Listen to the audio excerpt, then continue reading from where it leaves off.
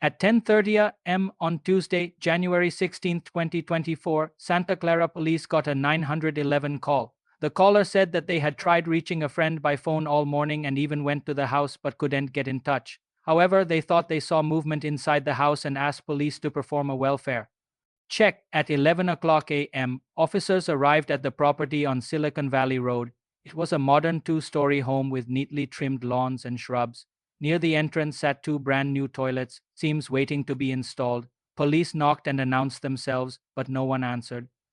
As they walked around the house, they looked through a back window and saw an Asian man kneeling on the floor, arms raised, staring blankly into the corner. Police called out, urging him to open the door, but he gave no response. They soon noticed what appeared to be blood on his body. Fearing the worst, they forced entry through the front door. Inside, police quickly discovered a woman lying motionless on the bedroom floor. She was already dead. The man's right hand was badly swollen.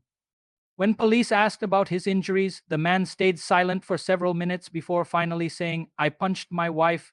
When asked when it happened, he replied, "Yesterday." As police prepared to escort him out, the man suddenly broke free. An autopsy later confirmed the brutality of the attack. The victim had suffered multiple blows to the head and face. Her nose was broken, her features left almost unrecognizable. The cause of death was determined to be blunt force trauma, which caused massive concussion and a fatal brain hemorrhage. Disturbingly, examiners also found that several of the blows were inflicted after she had already died. Chinese engineer who worked on YouTube's Shorts algorithm team at Google. His wife, Zuanye Yu, also 27, was an engineer at Google as well. Tony Chen grew up in Chengdu, Sichuan province of China, tall and athletic at 1.9 m. He came from a wealthy, well-connected family. After graduating from one of Chengdu's top high schools, he studied electronic information engineering at Tsinghua University from 2014 to 2018, one of the most prestigious programs in China. He then moved to the United States where he earned a master's degree at UC San Diego. In 2020, he joined Google, a stellar resume by any standard. His wife Zuanye Yu came from a very different background. She was from Baikang, a smaller city in Jilin province. Yu was quiet, diligent, and highly intelligent. She had scored 702 out of 750 on China's National College Entrance Exam, the top score in her city, which earned her a spot at Tsinghua University as well. But in June 2021, following Tony Chen's suggestion so they could be closer together, she resigned and joined Google.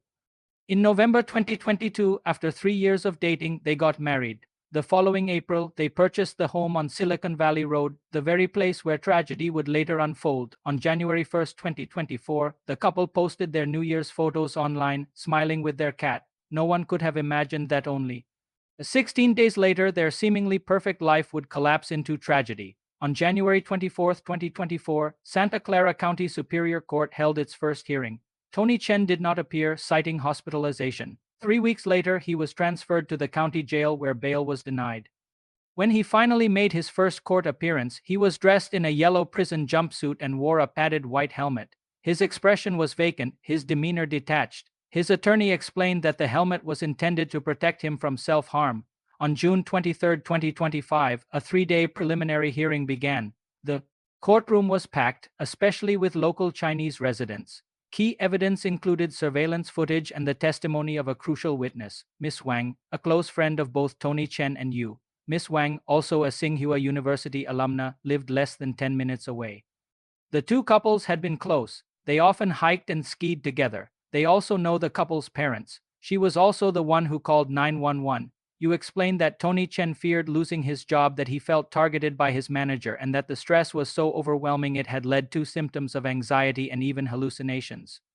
As the evening drew to a close, Yu quietly confided to Miss Wang that she had decided to leave Chen.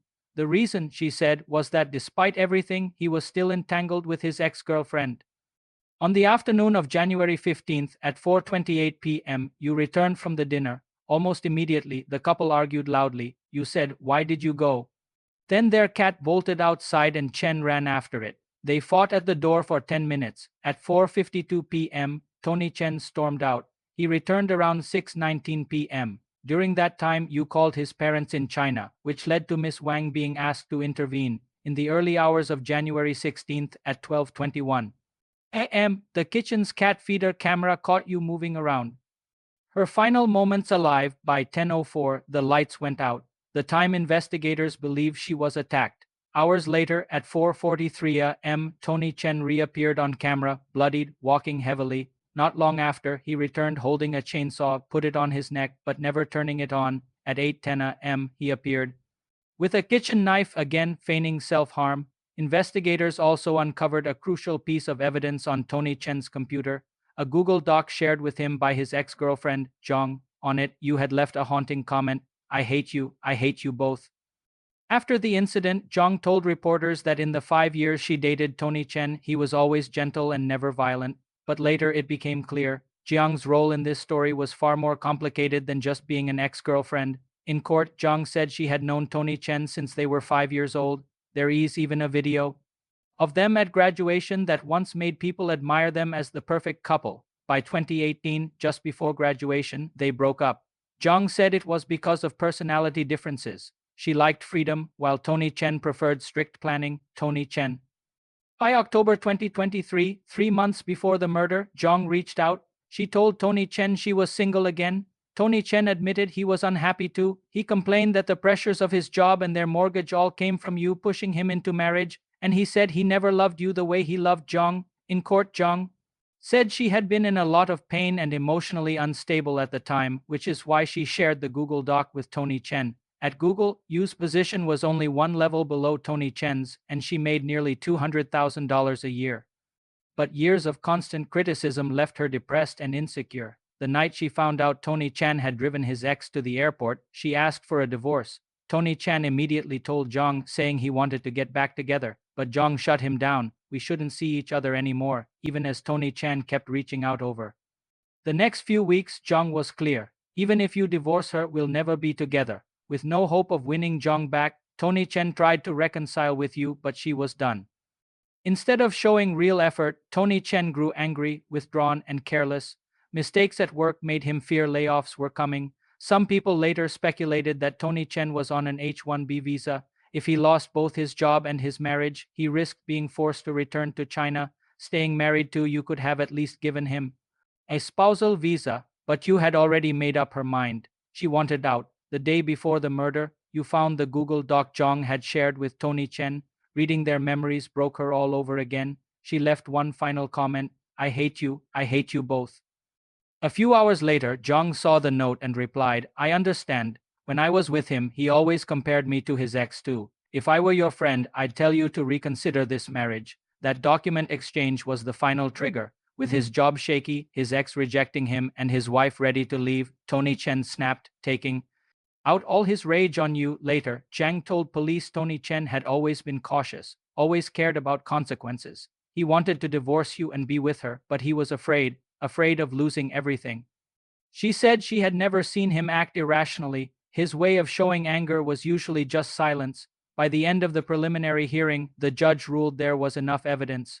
Tony Chen would stand trial for murder. On July 7, 2025, the Santa Clara County Court held a hearing. Tony Chen looked cold but not vacant, even glancing at the audience a few times. When asked for his plea, he firmly said not guilty. His lawyers denied all charges, gave up the right to a quick trial, and seemed ready to argue mental illness. They've already submitted hospital records.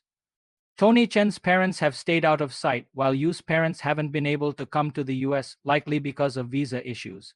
Prosecutors asked Zhang to hand over the Google Doc as evidence. She did, but her lawyer requested a protective order. Since after the murder, she faced online abuse and hate mail. The judge agreed, keeping the documents sealed. Over a year later, Tony Chen's lawyers have filed multiple delays, and the case still hasn't gone to full trial, leaving Yu's family waiting for justice.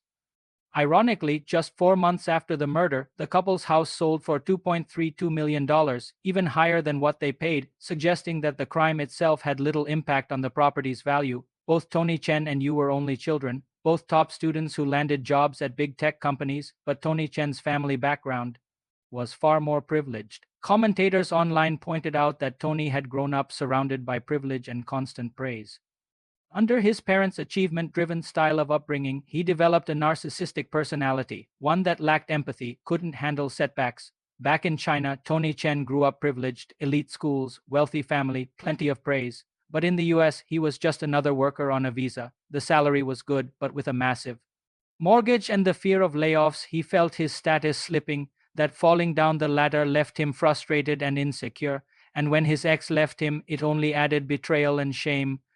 He didn't marry you out of love. He married her because she was safe, gentle, from an ordinary family, easy to control. She gave him admiration and care, which fed his ego. In return, he criticized and belittled her. When his ex came back into his life but told him flat out they'd never be together, it crushed him. And when you, the woman he thought would always stay, finally said she wanted a divorce, it broke him completely. Even someone I looked down on is leaving me, that he could not accept. Instead of looking inward, he blamed you, turning his shame into anger and his anger into violence. Just like Tony Chen used you to prop up his ego, Zhang used Tony too. After her finance betrayed her, she just wanted proof she was still desirable. Even knowing Tony Chen was married, she shared her private diary and met him a few times, almost like testing if he still carried a torch for her. In the end, she proved to herself that she hadn't lost her charm and then moved on, reportedly marrying someone else soon after. The real victim, you, a young woman from a small city in China who worked her way up to Silicon Valley with sheer talent and determination.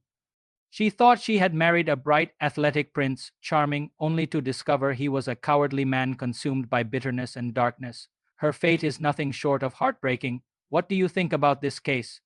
Leave your thoughts in the comments below. Thank you so much for watching. If you'd like to hear more true crime stories, please like this video and subscribe to my channel.